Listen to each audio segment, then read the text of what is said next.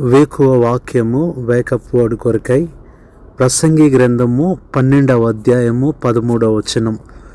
దేవుని యందు భయభక్తులు కలిగి ఉండి ఆయన కట్టడలను అనుసరించి నడుచుచుండవలెను. ఉదయకాలములో ప్రభునందు ప్రియులారా, పరమజ్ఞాని సొలొమోను ప్రసంగి గ్రంథంలో రాస్తున్న మాట ఇది. The final searching of Solomon. మరి అన్నీ పరిశీలించిన తర్వాత తేలిన ఫలితార్థము ఇది అని రాస్తున్నాడు. ఏంటి ఆ ఫలితార్థం అంటే, ఈ లోకంలో ఎంతకాలం జీవించినా నువ్వు ఎన్ని చేసినప్పటికీ కూడా రెండు విషయాలు మాత్రము చాలా ప్రాముఖ్యమైనవి. అవే భయము, భక్తి. ఈ రెండు కూడా కలిగి ఉన్నప్పుడు, భయభక్తులు కలిగి ఉన్నప్పుడు దేవుడు మన జీవితంలో ఏవేవి చేయాలనుకుంటాడో అవన్నీ చేస్తాడు. ఈ భయభక్తులు లేని చోట దేవుడు ఏమీ చేయడు. ఈ ప్రసంగి గ్రంథం 12:13 ఒక్క మాటలో చెప్పాలి అంటే, the duty of man, the donation of God. మానవుని బాధ్యత, దేవుని బహుమానం.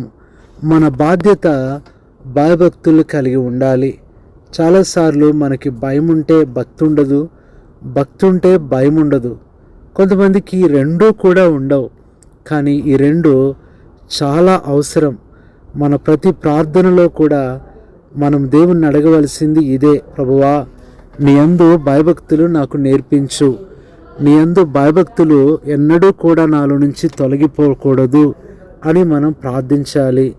ప్రాణ, ఆత్మ, శరీరంలో ఎంత ముఖ్యమో అలాగూ ఆత్మీయ జీవితంలో భయము, భక్తి అనేది చాలా అవసరం. కాబట్టి ఈ భయభక్తులు మనం కలిగి ఉన్నప్పుడు దేవుడు ఇచ్చే బహుమానాలు అవి ఎలా ఉంటాయని మనం చూసినట్లయితే, దేవుని వాక్యంలో నుంచి మొట్టమొదటిగా కీర్తనల గ్రంథము 31వ అధ్యాయము 19వ వచనం. నీ యందు భయభక్తులు గల వారి నిమిత్తము నీవు దాచించిన మేలు ఎంతో గొప్పది. మొట్టమొదట భయభక్తులు గలవారికి దేవుడిచ్చేది మేలు. నీ కుటుంబంలో మేలు, ఉద్యోగంలో మేలు, వ్యాపారంలో మేలు, చదువులో మేలు, అన్ని విషయాలలో నువ్వు మేలు చూడగలవు. నీ భయభక్తులు ఎంతగా దేవుని ఎదుట విస్తరిస్తాయో నీ జీవితంలో మేలులు కూడా విస్తరిస్తాయి.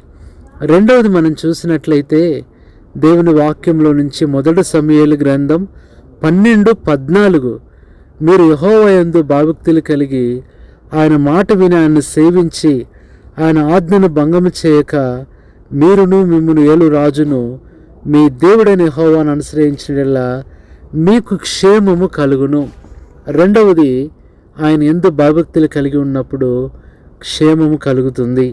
ఈరోజు ఎందుకు ఇన్ని ప్రమాదాలు, ఎందుకు ఇన్ని అపాయాలు అంటే భయభక్తులు ఉండట్లేదు.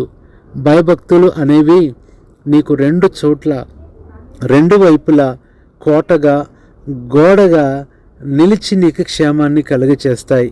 ఇది రెండవ మాట.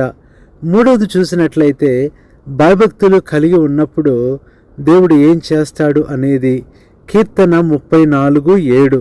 యెహోవా యందు భయభక్తులు గలవారి చుట్టూ ఆయన దూత కావలి ఉండి వారిని రక్షించును. మూడవదిగా, మనం భయభక్తులు కలిగి ఉన్నప్పుడు దేవుడిచ్చే కాపుదలతో కూడిన రక్షణ. దేవుడే ఎన్ని సమస్యలు వచ్చినా, ఎన్ని శోధనలు వచ్చినా, ఎంతమంది శత్రువులు వచ్చినా, ఎన్ని ప్రమాదాలు, అపాయాలు వచ్చినా దేవుడు నిన్ను రక్షించేవాడుగా ఉంటున్నాడు. ఇది మూడవది. నాలుగవది మనం చూసినట్లయితే కీర్తన 103వ కీర్తన 11వ వచనం. ఆయన యందు భయభక్తులు గల వారి ఎడల ఆయన కృప అంత అధికముగా ఉన్నది. ప్రియులారా, నాలుగవది, ఆయన కృప మన ఎడల ఉంటుంది. ఐదవదిగా చూస్తే అదే 103వ కీర్తన 13వ వచనం. యెహోవా తన యందు భయభక్తి గల వారి ఎడల జాలిపడును. ప్రియులారా, తండ్రి తన కుమారుల ఎడల జాలిపడినట్లు ఎవరైతే భయభక్తులు కలిగి ఉంటారో దేవుడు వారి పట్ల జాలి పడేవాడుగా ఉంటున్నాడు. ఇది ఐదవది.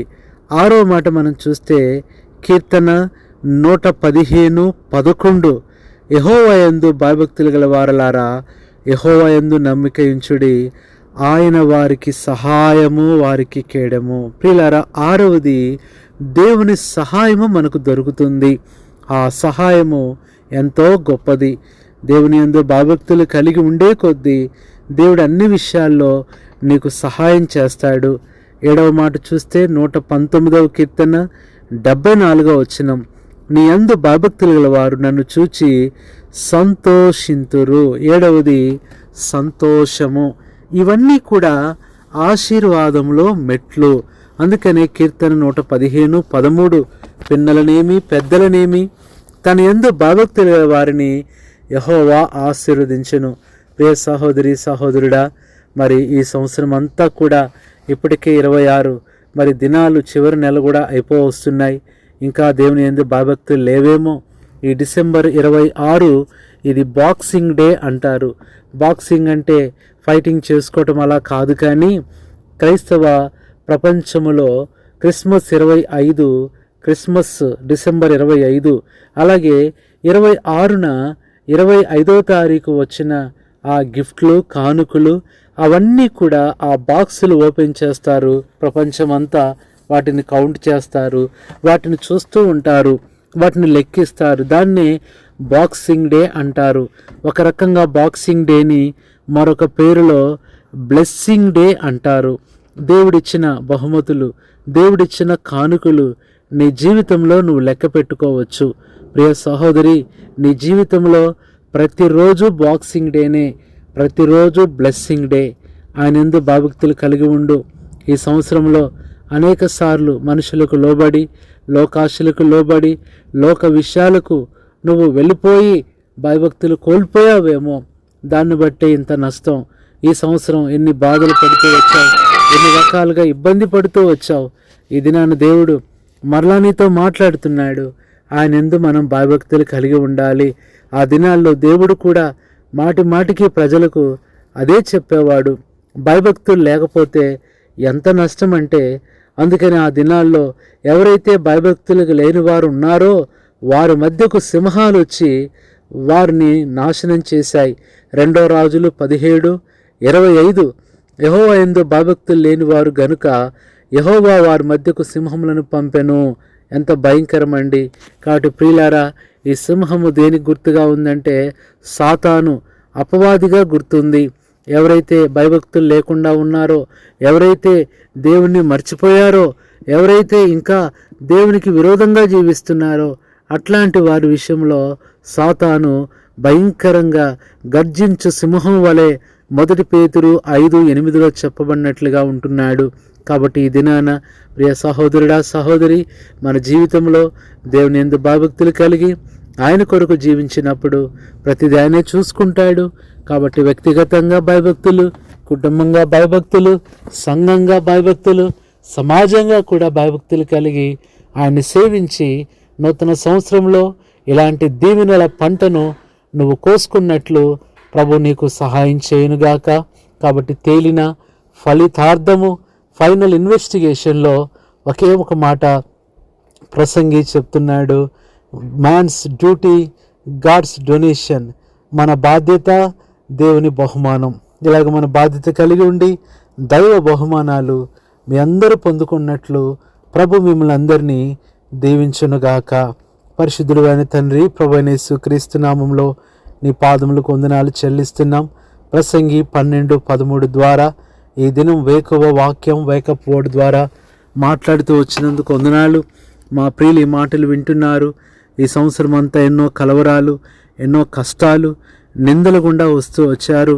ఎన్నో అక్కరలు ప్రభువా, ప్రతి ప్రయత్నము ఫెయిల్ అయిపోతూ వచ్చింది. ఏమి ఆశ పెట్టుకున్నారో అవి భంగమైపోతూ వచ్చాయి ప్రభువా.